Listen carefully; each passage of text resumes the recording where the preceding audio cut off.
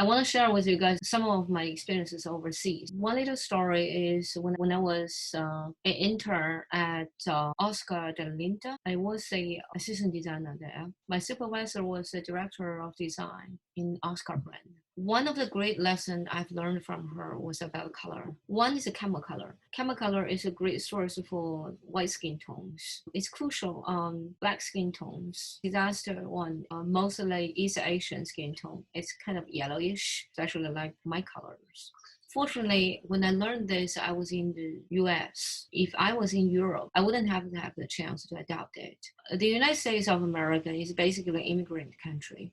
And many people from different continents with different skin tones. They're white Europeans, they're Asians, they're African Americans, they're Caucasians, all different color shades. So if you have to unify one color as camel in different shades, you have to be really cautious because you have to satisfy all different skin tones customers within the United States. In Europe, it would be a manual issue because most of the people in Europe, except the countries like Holland, Spain, or Italy, people might have brownish color tones. Majority of people in Europe are white color skin tone. So there's not a big deal. That's the reason you see almost every single year, there is a shade of a camel color in fashion and related design areas. And many of the foreigners think that the goldenish camel color is some kind of elegant and chic or even high class. But in America, this is a really sensitive issue because anytime if we see Premier Vision or if we see all the other color trend focus with the camel color, we cannot use it 100% in the United States. We have to adopt it. On top of that, on the 90s, the retail business in the United States at 12 months speed, so that everybody have to adopt it in different shades. Even the key camel color tone with a Pantone number unified, still we have to have a slight shifting every single month in order to fresh the consumer's eyes. So how do we adapt it is really based on our taste, our experiences, how to combine and how to try on different color shades of people. Many designers nowadays, when they come to China, they say, oh, Chinese people doesn't have the good sense of color, or they think their sense of color will be dominate. They have full confidence about their taste on colors. So when they came to China, they really don't understand why can they proceed those colors into Chinese collections.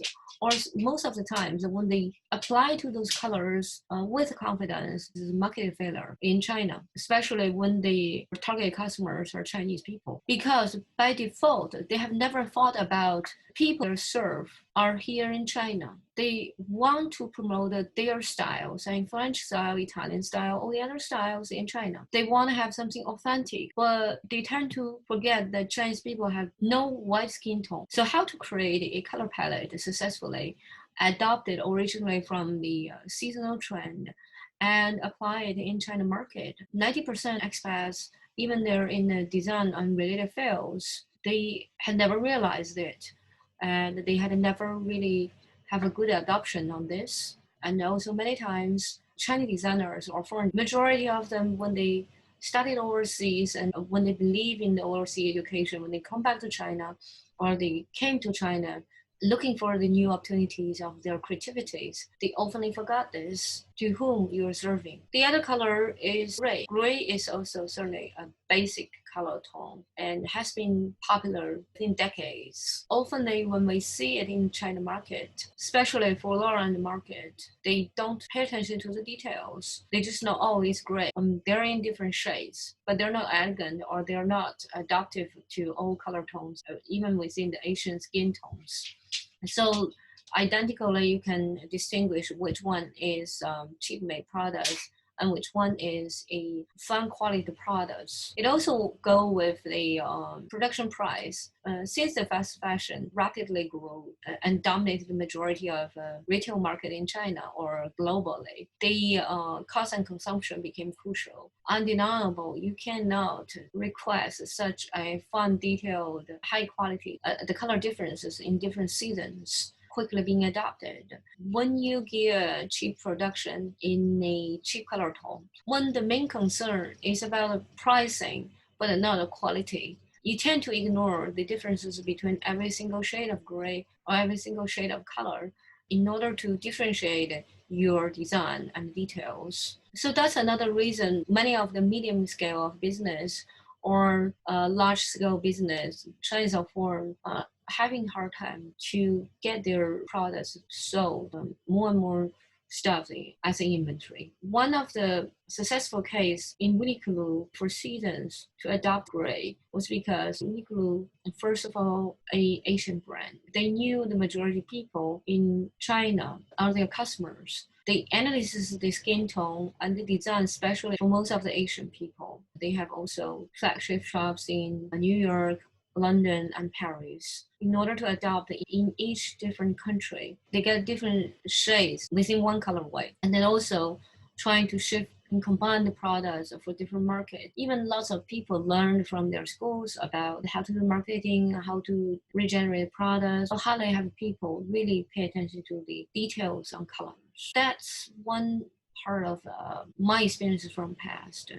And I believe this is timeless experiences to all designers throughout their design career and design life. The other thing is how to adapt the pattern. Many designers, they have difficulty to decide which customer range they have to focus on. I believe many of the expats, when they came to China market, they don't know how to choose, don't know how to distinguish their customer range. Sales are always a pressure for independent designers, regardless it's creative designers or adapting designers. But you have to make a choice. You cannot just say like, oh, if I can sell something more and then I will have more chance of profit on it. That's impossible in the long run. Too short term, might be 1 month or 3 months. In the run, you might get some money, but long term, it's really hard to develop your design collection and build up your brand volume. Fortunately, 90% of the expats are mainly selling their products within the expat society or returnee societies. But notice about one thing.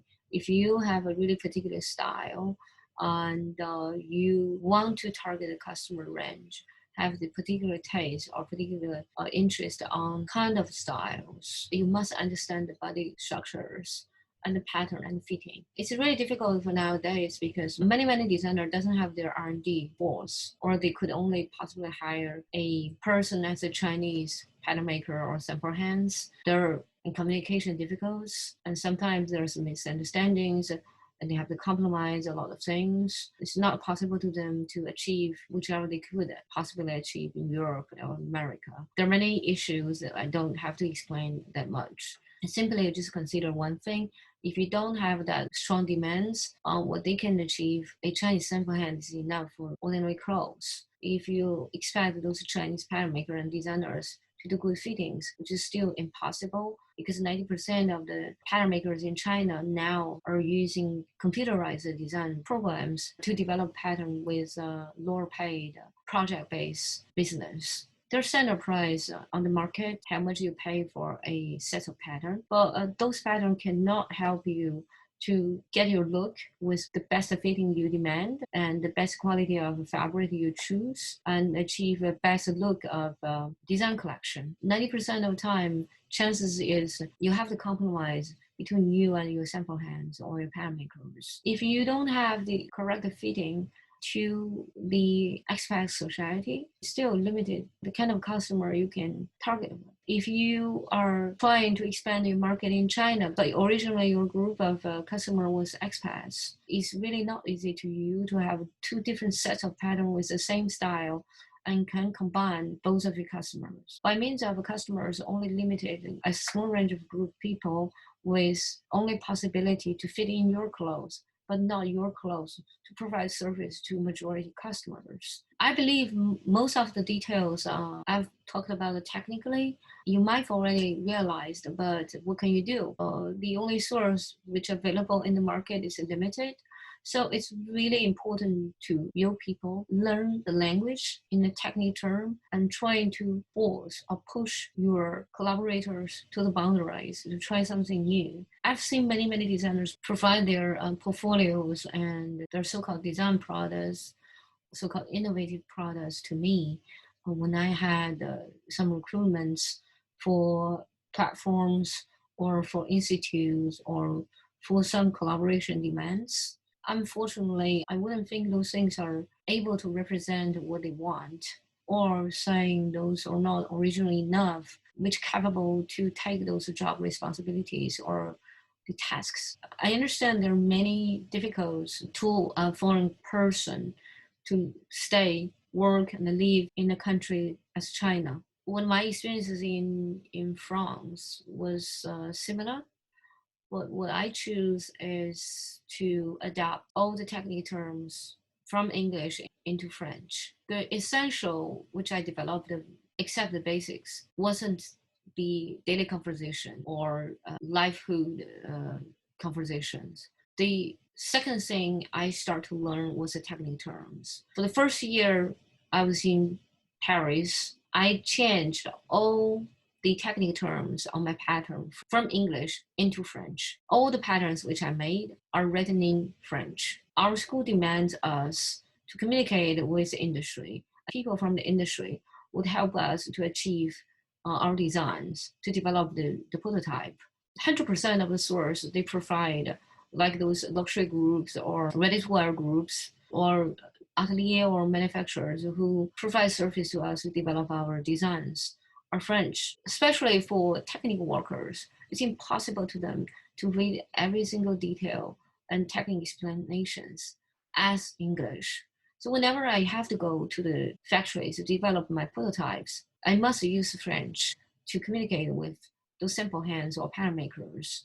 And I have to show them the pattern, everything precisely labeled and explained in French, but not English. By the way, all the technical terms I learned initially was in English. I didn't learn any technical terms in Chinese because when I was working in China, I was a trading clerk. I'm not a technician in fashion field. So when I came back to China, I have to adapt. The third time, when I started my own business, I hired sample hands and sawyers, only speaks Chinese. So when I have to communicate with them, even I have no issues to communicate with them in Chinese. But I have problems also, as same as expats, to explain myself in Chinese term. So year by year, I learn from my sample hands with all the technical terms in Chinese. Even up until now, sometimes people ask me, oh, do you know this technical term in Chinese? I say, excuse me, I still cannot explain to you because even I don't know this word because my sample hand have never told me this word. Anyways, so most of the time I must adopt. So this is how our life is. This is how the industry is. That's why I started to share my experiences overseas as a Chinese. When I was overseas, I was an expat, their countries. When you're in my country, you're expats. But all of us, we have to adopt and learn the other's language, not just 你好谢谢 daily conversation, basic conversation that we can buy vegetable, or we can go for a beauty salon, or we can just pay for the foreign currency. What we really have to adopt is a language that we can communicate and to make a living on it in a foreign country.